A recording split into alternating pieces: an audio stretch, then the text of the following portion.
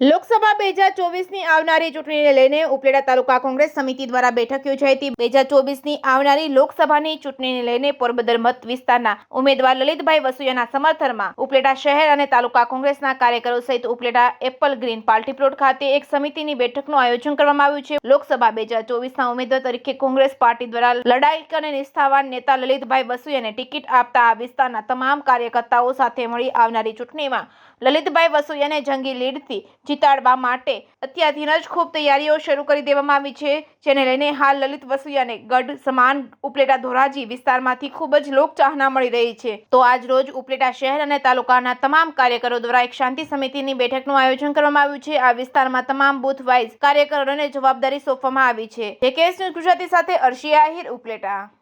પોરબંદર લોકસભાની બેઠક ઉપરથી કોંગ્રેસ પાર્ટીના કાર્યકર્તાઓ અત્યારથી જ તાકાતથી જનૂનથી ચૂંટણી લડી રહ્યા છે।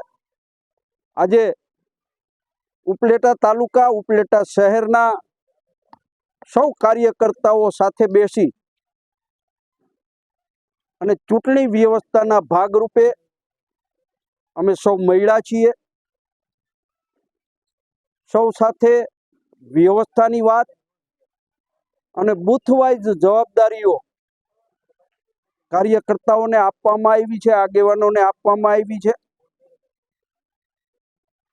ઉપલેટા વિસ્તાર મારું હોમ ગ્રાઉન્ડ છે અને આખા એ વિસ્તાર કરતા સૌથી વધુમાં વધુ લીડ આ વિધાનસભા ઉપરથી કોંગ્રેસ પાર્ટીને મળવાની છે